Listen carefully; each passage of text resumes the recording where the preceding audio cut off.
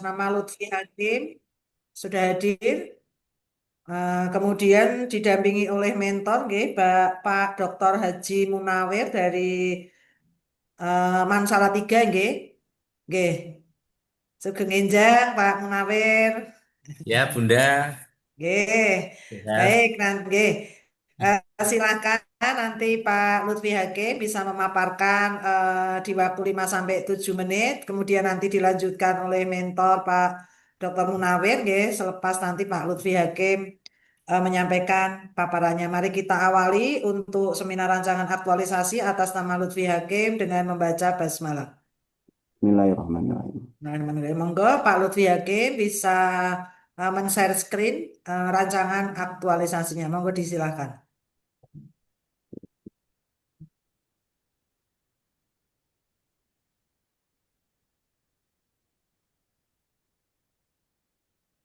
Sudah kelihatan, Ibu? Belum proses. Ya, oke sudah.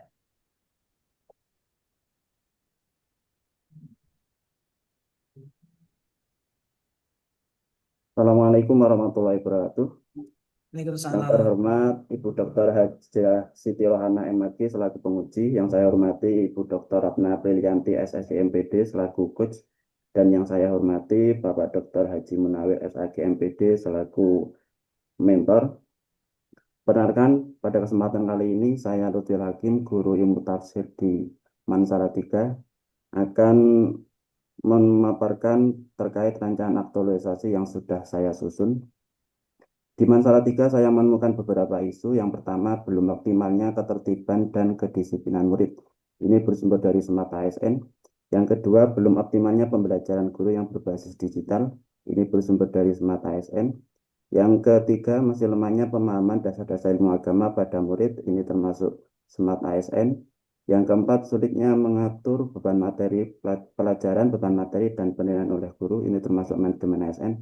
Dan yang kelima, kurangnya motivasi murid dalam belajar. Ini termasuk Smart ASN. Dari kelima isu tersebut, kemudian saya analisis menggunakan metode APKL yang kemudian menghasilkan 3 isu teratas. Pada peringkat pertama, yaitu masih lemahnya pemahaman dasar-dasar ilmu agama pada murid. Peringkat kedua, kurangnya motivasi murid dalam belajar. Dan peringkat ketiga, belum optimalnya ketertiban dan kedisiplinan murid. Selanjutnya saya analisis lagi menggunakan metode USG dan menghasilkan peringkat pertama, yaitu masih lemahnya pemahaman dasar-dasar ilmu agama pada murid.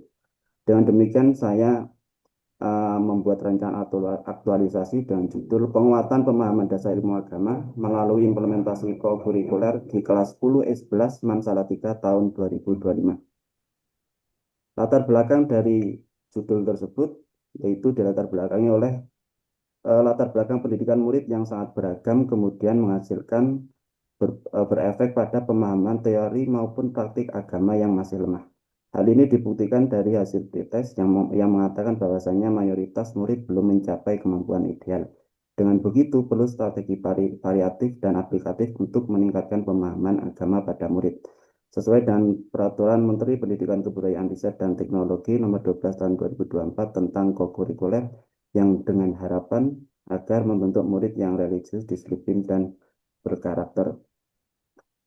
Hasil pretest menunjukkan sebanyak 26 murid dari 30 murid dari beberapa soal yang saya ajukan meliputi fun fikih, tauhid akidah, dan Al-Quran dengan kisaran nilai 0 sampai 100 menghasilkan di kategori sangat paham 0 murid, di kategori cukup paham 13 murid, di kategori kurang paham 10 murid, dan di kategori tidak paham 3 murid. Dengan demikian sebanyak 96% belum mencapai kemampuan ideal yang diharapkan. Kemudian saya analisis menggunakan diagram fishbone. Dari isu tersebut, saya merencanakan beberapa kegiatan. Yang pertama, melakukan koordinasi dengan pihak madrasah untuk meminta arahan dan masukan. Tahapan kegiatan pertama, melakukan pertemuan dengan kepala madrasah dan staf terkait untuk memetakan permasalahan. Yang kedua, merancang metode pembelajaran. Yang ketiga, menetapkan sistem monitoring dan evaluasi. Output yang dihasilkan yaitu notulen hasil pertemuan. Adapun berkaitan dengan nilai ASN, kolaboratif, adaptif, dan akuntabel. Kegiatan yang kedua menyediakan sumber belajar tambahan seperti buku saku dan media pembelajaran berbasis digital. Tahapan kegiatan pertama mengidentifikasi kebutuhan sumber belajar, kedua menyediakan akses bagi seluruh murid, yang ketiga melakukan pendampingan. Output yang dihasilkan yaitu buku saku dan media pembelajaran berbasis digital, berkaitan dengan nilai ASN, berorientasi pelayanan inovatif dan harmonis. Kegiatan yang ketiga mengimplementasikan metode pembelajaran interaktif. Tahapan kegiatan pertama menerapkan metode interaktif, yang kedua melakukan evaluasi hasil pembelajaran, yang ketiga menerima masukan dari guru serta murid untuk perbaikan yang berkelanjutan. Output yang dihasilkan yaitu lembar kerja berkaitan dengan nilai ASN, berorientasi pelayanan, kolaboratif, dan akuntabel. Kegiatan yang keempat menguatkan lingkungan dengan budaya religius. Untuk tahapan kegiatan, pertama melaksanakan pembacaan Asmaul Husna sebelum KBM, yang kedua melaksanakan sholat duha berjamaah sebelum KBM, dan yang ketiga menyelenggarakan program hafalan surat-surat pendek dan doa harian. Adapun output yang dihasilkan yaitu jadwal kegiatan berkaitan dengan nilai ASN, berorientasi pelayanan, kolaboratif, dan akuntabel. Kegiatan yang kelima yaitu melakukan pemantauan dan evaluasi secara berkala. Tahapan kegiatan pertama merancang mekanisme dan indikator pemantauan serta evaluasi pembelajaran agama. Yang kedua melakukan post-test dan pengumpulan data terkait proses pembelajaran. Yang ketiga menganalisis data hasil pemantauan dan menyusun laporan. Output yang dihasilkan yaitu laporan evaluasi dan rencana tindak lanjut berkaitan dengan nilai loyal, kompeten, dan harmonis. Kegiatan-kegiatan tersebut guna untuk mewujudkan visi Mansalatiga yaitu berprestasi, religius, terampil, dan juga misi Mansalatiga yaitu menerapkan sistem pendidikan dan pembelajaran yang mengintegrasikan kompetensi intak dan iptek. Untuk jadwal kegiatan, untuk kegiatan pertama di minggu pertama selama 3 hari, kegiatan kedua di minggu kedua selama 6 hari, kegiatan ketiga di minggu ketiga, 4, dan 5 selama 18 hari, kegiatan keempat di minggu ke-6 selama 6 hari, dan kegiatan ke-7 di minggu ke-7 selama 3 hari. Demikian yang dapat saya sampaikan. Banyak, banyak salah, mohon maaf. Terima kasih. Wassalamualaikum warahmatullahi wabarakatuh. Waalaikumsalam warahmatullahi wabarakatuh. Oke, terima kasih untuk Pak Lutfi Hakim ya, sudah memaparkan untuk rancangan aktualisasinya. Monggo selanjutnya penguatan, pernyataan penguatan serta dukungan oleh mentor. Monggo dipersilahkan Bapak Dr. Haji Munawir SAG MPD. 3 menit dari sekarang. Monggo Bapak. Oke, Assalamualaikum warahmatullahi wabarakatuh. Oke, Waalaikumsalam warahmatullahi Ya, wabarakatuh. Ibu Unda Rohana, siap Nggih, Bu. Wah, nggih, lama nggak ketemu. nggih Pak Munawir. Terkait dengan ini PKL dari CPNS yang ada di Mansalatiga, kemarin sudah saya lihat itu, eh, udah kita review terkait dengan 5 poin isu ya yang ada di Mansalatiga. Ini belum optimalnya ketertiban dan disiplinan, terus belum optimal. Ini memang benar. Kalau kalau yang lemah, kurang, rendah ini memang karena Pak Lutfi itu kan baru di Mansalatiga Nggih, 1 bulan ya. Jadi kalau untuk reses data, riset ini memang kebetulan yang dilihat anak kelas 10 kayak gitu. Ya, tapi memang ini perlu ada penguatan-penguatan terutama di sektor yang tadi disebutkan, pemahaman dasar ilmu agama melalui implementasi kurikuler. Kita welcome saja bahwa strategi-strategi yang apa istilahnya yang modern dan membuat anak-anak ini lebih tertarik memang perlu terus kita tingkatkan.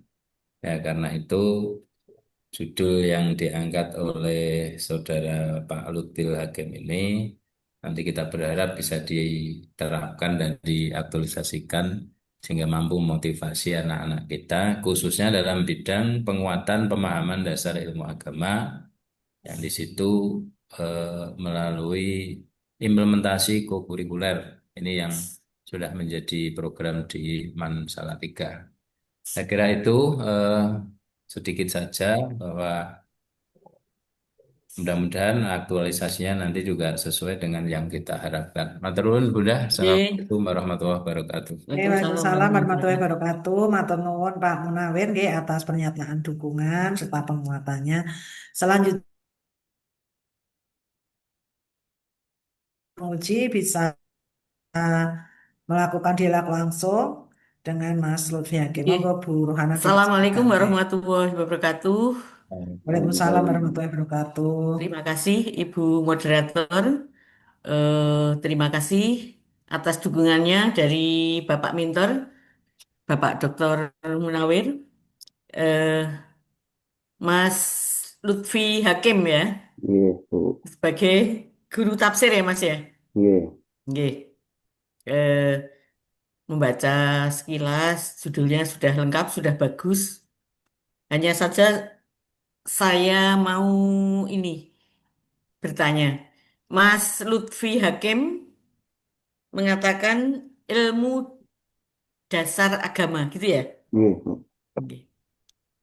Jenengan mengambil definisi dasar ilmu agama itu dari mana? Dasarnya apa? Ada ya? Ada, Bu. Untuk yang saya maksud dari ilmu dasar agama itu intinya ilmu-ilmu yang eh, mempunyai hukum fardhu ain untuk dimiliki oleh setiap umat Islam gitu. Seperti di situ kan tadi yang saya buat untuk pretest itu terkait ibadah, yang mana sangat basic sekali terkait wudhu, sholat, kemudian tentang air. Nah, maka dari itu saya perlu sebelum saya melanjutkan ke eh, mapel saya atau terkait ilmu tafsir, tentunya ketika melihat kondisi tersebut, saya agak ini perlu dasarnya aja belum belum maksimal gitu. Jadi saya perlu memaksimalkan dulu, baru nanti sambil jalan eh, masuk ke materi yang saya ajarkan gitu. Oke. Saya paham itu yang dimaksud apa gitu ya. Iya, Tapi jenengan mengatakan ilmu dasar agama. Nah, ya. Itu harus kuat itu ada rujukannya dari mana, definisi menurut siapa gitu. Ilmu dasar agama. Ilmu dasar agama itu batasannya apa gitu ya. Kalau batasannya batasan kurikulum itu gampang gitu ya. Mungkin kurikulum tafsir kelas berapa itu kelas satu, nah, semester satu, kurikulum fikih dasarnya apa dan sebagainya. Nah, ilmu dasar di sini kan ilmu dasar agama di sini kan tidak ada patokannya gitu kan. Orang mendefinisikan bisa berbeda-beda. iya, Ilmu dasar menurut murid MAN, murid MI, pesantren, apalagi kalau pesantrennya sudah ini apa yang ma'had yang Ali ya gitu kan berbeda-beda. Nah, di sini perlu diberi penguatan itu untuk mendefinisikan ilmu dasar agama. Ya, batasannya harus jelas. Ya, kita tidak boleh sembarang karena itu akan menimbulkan multi tafsir itu sendiri ya Mas ya. Dengan kan tafsir gitu. Ilmu dasar agama itu akan menimbulkan multi tafsir. Tapi kecuali kalau hanya dikatakan mungkin ya rukun Islam gitu saja malah gampang gitu ya untuk mendefinisikan. Kemudian yang kedua eh, indikator-indikator yang dipakai oleh Mas Fahmi bisa mengatakan bahwa murid atau peserta didik atau siswa itu belum paham atau belum apa ya belum menguasai ya ilmu dasar-dasar agama indikatornya apa saja ada di rancangan jenengan. untuk soal-soalnya ada Bu, cuma ini saya nggak saya tampilkan. Indikatornya itu kan tadi di deskripsi terkait hasil temuan kan ada untuk mapel fikih bab yang diujikan, air wudhu sholat, terus kemudian pemahaman dasar tauhid, akidah, dan tentang pemahaman dasar terkait Al-Quran. Yaitu Oke, alatan itu terkait tajwid sih. oke. Kalau toharoh itu yang terkait dengan toharoh itu fikih kelas berapa itu Bentar lagi. di kurikulum. Kalau seharusnya di madrasah Oke, sananya 5 menit sudah lagi ya. ada Bu. Kalau saya Mm-mm. lihat kemarin di CP itu untuk kelas 11 itu ya sedikit menyinggung terkait ibadah, tapi fokusnya ke muamalah. Mm-mm. Ya, lebih baik jenengan dasarnya kurikulum aja, Nggih. jangan ilmu-ilmu dasar gitu ya. Heeh. Ya, Misalnya eh, anak belum menguasai, siswa belum menguasai materi apa sebelum masuk di madrasah aliyah. Sehingga di madrasah aliyah ini Mas Lutfi perlu memberikan pendalaman di kokurikuler. Saya paham sekali, Yung. Saya ngajar di MAN itu 20 tahun gitu ya. Kalau anak-anak MAN itu apalagi yang latar belakangnya bukan pesantren itu baca saja baca Al-Quran, baca huruf hijaiyah saja nggak bener gitu ya. Nah, ini nanti dibuat indikator-indikatornya seperti apa sehingga bisa mengatakan ya kalau belum paham. nggih, Kalau perlu pakai rujukannya yang jelas gitu ya. Heeh. Jadi pretest jenengan itu dulu pelajaran di MTS itu belum dikuasai atau mungkin pakai rujukan-rujukan kurikulum-kurikulum agama tidak hanya tafsir saja, tidak hanya Quran hadis, tapi mungkin dari fikih, dari akidah akhlak bisa dicomot-comotkan kurikulum untuk mengukur nggih, kalau anak-anak itu belum paham. Jadi nggak usah bilang dasar agama, bilang saja kurikulum materi agama gitu yang belum dikuasai oleh anak nggih. gitu nggih. Jadi indikatornya jelas. Oke, kemudian lanjutannya Mas. Kokurikuler kan berarti masuk di dalam kurikulum ya, masuk di dalam pembelajaran. Ya, begitu maksudnya. Anu Bu, hanya sebatas penguatan Bu. Nanti saya untuk pemantauannya pas KPM gitu. Kan kalau Di kurikuler untuk KBM, nggih. penguatan. Nggih. Jadi memang PR yang besar ini bagi guru Quran hadis gitu ya. Sampai lulus pun saya dulu nguji itu baca belum bisa ada, nggak saya luluskan tapi kan sama teman-teman diluluskan gitu ya. Lucu, lulusan madrasah aliyah baca Quran aja belum bisa. Oke, Mas, tindak lanjutnya apa kalau aktualisasi jenengan nanti sudah berhasil? Untuk tindak lanjut, pertama kan tadi untuk di kegiatan ketiga itu saya akan membuat semacam modul ajar atau buku saku terkait ya tadi untuk kurikulum-kurikulum dasar Bu. Nanti buat pegangan anak dan akan saya pantau setiap KPM. Nggih.